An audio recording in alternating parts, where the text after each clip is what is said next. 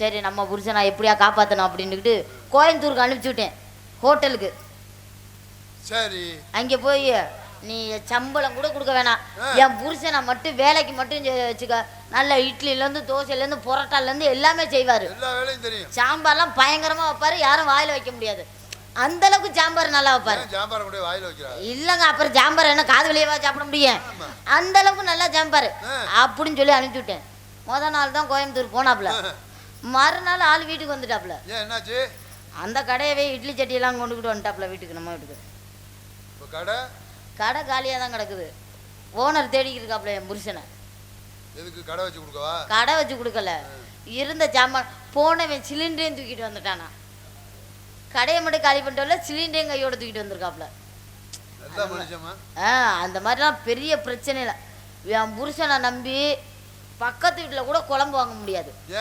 கிண்ணத்தை தூக்கிட்டு போயிடுவான்ல. அவ்வளோ நல்ல மனுஷன். இதோட ஒரு பெரிய குடும்பம், இதோட ஒரு பெரிய குடும்பம் என்ன தெரியுமா? இதோட பெரிய குடும்பம் என்னன்னா, என் புருஷன் நாடகம் பேசினாரு. என் பொண்டாட்டியே தான் நாடகத்துல போடணும் அப்படின்னு சொல்லி மாமாய நாடகம்லாம் பேசினாப்ல. மாமாய நாடகத்துக்கெல்லாம் அன்னைக்கே தானே செம்பு கேட்பாங்க, செம்பு பூவு எல்லாம் கொண்டுக்கிட்டு வந்துருங்க அப்படின்னு அன்னைக்கு தான் சொல்லுவாரு. என் புருஷன் ஒரு வாரத்துக்கு முந்தையே செம்பு பூவெல்லாம் அள்ளிட்டு வந்துட்டாப்ல அந்த ஊர்ல போய். அப்புறம் மாமாயி போனா தானே அட்வான்ஸ் பண்ணதோட அப்புறம் அவ்வளோதான்.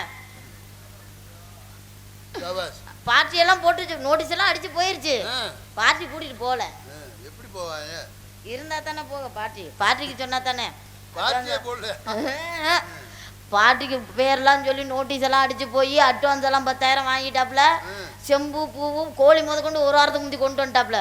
கோழியை நாங்கள் வளர்த்து தான் கடிக்க விடுவோம் இருக்காப்ல ஊருக்காரங்கிட்ட. ஆனால் கோழியெல்லாம் அள்ளிக்கிட்டு வந்துட்டாப்ல. வந்த மனுஷன் பார்ட்டி கூட்டிட்டு போகல. அது நீங்க வேணும்னா சங்கத்துல ரிப்போர்ட் கொடுத்துக்குங்க அப்படின்ட்டாப்ல.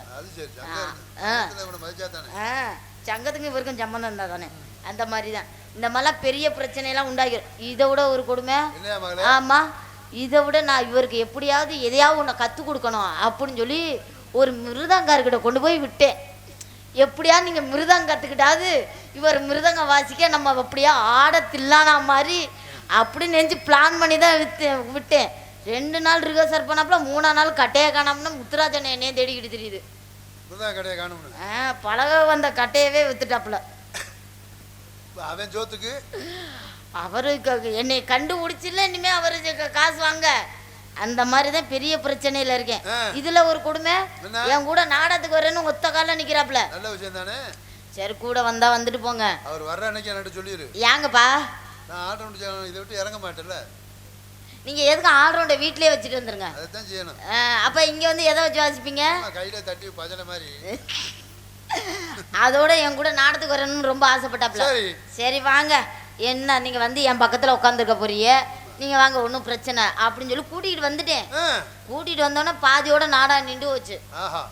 ஆமாப்பா, ஸ்பீக்கரை கழட்டிக்கிட்டு போயிட்டாப்ல. இங்க ஆளு ஊரா இருக்கு உள்ள.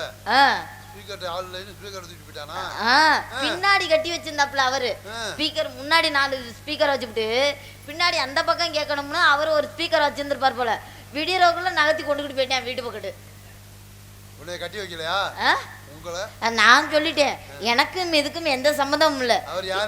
யாருன்னே தெரியாதுங்க, கண்ணங்கரேன்னு ஒல்லியா இருந்தானா அப்படின்னு கேட்டேன்.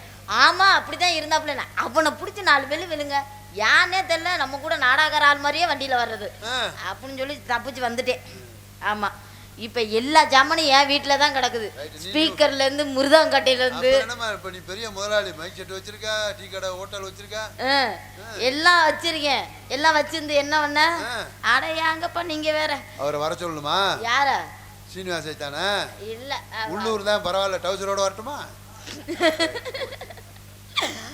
அடையாங்கப்பா, எல்லா ஜாமானும் வீட்டுல கிடக்குது. இட்லி சட்டி வேணும்னா பக்கத்து வீட்டுல வாங்க தேவையில்ல.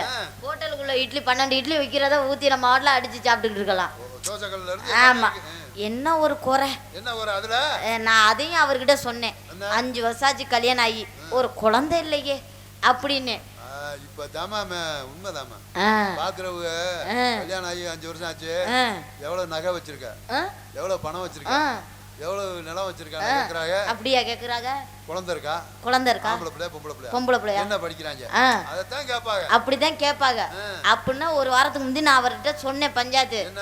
ஏங்க நமக்கு கல்யாணம் ஆகி 5 வருஷம் ஆச்சு. இந்த வீட்டுக்கு வரும்போது 2 கோழி தான் நின்றுச்சு, ஒரு சேவலும் ஒரு பொட்டையும் தான் நின்றுச்சு. இப்போ அதிக பேரம்பேத்தி எடுத்து கூட்டமா ஒரு 15-20 கோழிகளுக்கு மேல நிக்குது. அந்த மாதிரி இருக்கு. நமக்கு மட்டும் குழந்தை இல்லைங்க, பாக்குறவங்களாம் நம்மள தப்பா பேசுறாங்க அப்படின்னு சொன்னேன். போன வாரம் பள்ளிக்கூடத்துல இருந்து ஒரு 4 பிள்ளைகளை பிடிச்சி கொண்டாந்து வீட்டுல உட்கார வச்சிருக்கேன். எதுக்குமா டியூஷன் எடுக்கறானா? டியூஷன் எடுக்கல, புள்ள இல்லைன்னு சொன்னா என் குறைய தீக்குறாப்ல. நான் தான் சொன்னேன், மேற்கொண்டு நம்மளை குண்டு வச்சு கொல்லாம விட மாட்டாங்க, கொண்டு போய் விட்டுட்டு வந்துறியா. மேற்கொண்டு அந்த பிள்ளைய வாய வேற மூட மாட்டேங்குதுங்க, வியா வியா வியா வியான்னு. என்னமோ எல்கேஜியில் உள்ள பிள்ளைகளை கூட்டிகிட்டு வந்து இந்த வச்சு கொஞ்சிக்கிட்டே திரிய அப்படின்னு. புள்ள இல்லைன்னு என் குறைய சொன்னா அவன் ஊரில் உள்ள எல்லா பிள்ளையும் கூட்டிகிட்டு வந்துட்டேன். அதில் ஒருத்தன் இருக்கேன், அவன் வந்து கல்லை தூக்கிட்டு, அவன் ரவுடி பயிலுக்கு பிறந்திருப்பான் போல, கல்லை தூக்கிட்டு குட்டே கொண்டு போய் என்னை எங்கள் அப்பாட்ட விடுறியா விட மாட்டியாடா அப்படின்னு. அவன்கிட்ட போய் நான் தாண்டா உன் அப்பன்னு சொன்னா அவன் ஏற்றுக்குவானா? விவரம் தெரிஞ்ச பையன்கிட்ட அவன் மேற்கொண்டு கல்லை தூக்கிட்டு அடிக்க வர்றேன். ஏன்டா பச்சை பயிரெல்லாம் அடி வாங்குற நிலைமையாடா நம்ம நிலைமை, கொண்டு போய் விட்டுட்டு வாடா அப்படின்னு. அவன் கையில் விழுந்து கொண்டு போய் விட்டுட்டு வர வேண்டியதா போச்சு. என் புருஷட்ட எது கேட்டாலும் உடனே கொண்டாந்து கொடுத்துருவாரு. ஆமா, போன வாரம் எனக்கு ஸ்கூட்டி தான் வேணும்னு சொன்னேன், எங்கேருந்து தூக்கிட்டு வந்தாந்தெல்லாம் ஸ்கூட்டி ஒன்று நிற்கிது, ஸ்டார்ட் பண்ண முடியல. அப்படி சொல்லாதீங்க. எங்க ஊர் திருவிழாவுக்கு போகணும்னு சொன்னேன். ஆமா, ஒரு கார் ஒன்று ரெடி பண்ணி கொண்டு வந்துட்டாப்ல. என் முன்னாடி பஸ்ஸில் போகக்கூடாது அப்படின்ட்டு நான் சொல்லிட்டேன், இந்த கார் எடுத்துகிட்டு போயிட்டு அங்கே எங்கன்னா போலீஸுக்காரங்க பிடிப்பாங்க, நீ காரெல்லாம் பெரிய சாமான ரெடி பண்ணு அப்படின்னு இருக்கேன். அதனால தான் அவர் சொல்லி அடுத்த ட்ரிப்பு நம்ம பஸ்ஸை தூக்கிடுவோமா அப்படின்னு இருக்காப்ல. ட்ரெயின் எடுக்க முடியாது, ட்ரெயின் வந்து ஒத்தையடி பாதையில் போகுமா, நல்லா வேணான்ட்டாப்ல. இல்லைன்னா நாங்கள் ட்ரெயினை தான் பிளான் பண்ணணும், ஒத்தையடி பாதையில் போகுமா. என் புருஷனுக்கு வேற சைக்கிளே ஓட்ட தெரியாது, ட்ரெயினை எப்படி தள்ளுறதுன்னு யோசிச்சுட்டு இருக்காப்புல. எப்போவுமே எந்த வண்டியாக இருந்தாலும் தள்ளிக்கிட்டு தான் வருவாப்புல, ட்ரெயினை எப்படி தள்ளிட்டு வர்றதுன்னு யோசிக்கிறாப்புல. அடுத்த ட்ரிப்பு 2 பேரும் சேர்ந்து திருடலாம் முடிவு பண்ணியிருக்கோம். ட்ரெயினை எப்படி தள்ளிட்டு வரலாம் தான் நான் சொல்றேன். ரொம்ப வேகமா போகணும்னா வேற வண்டி எடுங்க. என்ன வண்டிப்பா? கொஞ்சம் தாமதமா தான் போகும். ரோடு ரோலரை திருடிட்டீங்கன்னா எப்படி ஒரு வாரத்துக்கு முந்தைய வண்டி எடுக்கிறதா? ரோடு ரோலர் எடுத்துட்டீங்கன்னா தாருக்கு ரோடை சரி பண்ண மாதிரி இருக்கும், நாங்களும் ஊர் போய் சேர்ந்த மாதிரி இருக்கும். திருட வந்து எங்களை ஈஸியா பிடிக்க முடியாது, ஒரு உள்ள பிடிக்க முடியாது எங்களை. விடிய ஓட்டினாலும் ஊரை விட்டு வெளியில போகாது. நல்ல ஐடியாவா இருக்கு. இந்த மாதிரி தான் பெரிய பெரிய நாங்களாம் சும்மா இல்லப்பா. என் புருஷன் சொல்லியிருக்காப்ல, இவ்வளவு ஜாமான் கிடக்குது, எந்த இடத்துல கொண்டு போய் கொடுத்தோம்னா திருப்பி நாங்க வந்து மாட்டிக்குவோம். மாமா ஆத்தாடி போங்க. இவர் என்ன இவர் அவங்க எப்படியா இருந்தாலும் கட்டி பிடிச்சுதான் இவர் பேசுவாரு, யாரா இருந்தாலும். அவர் அமெரிக்க ஜனாதிபதி, நீங்க இந்திய ஜனாதிபதி. சும்மா இருங்க, எதுவா இருந்தாலும் கை கொடுத்தெல்லாம் பேசுறது இல்ல, வணக்கம் சொல்லாம இப்படி கட்டி பிடிச்சிதான் வரவேற்பு கொடுப்பாப்ல. ஆமா, அடுத்த ட்ரிப்பு என் புருஷன் இருக்கும்போது கட்டி பிடிக்காதீங்க, மிருதம் கட்டையை தூக்கிட்டு போயிருவேன்.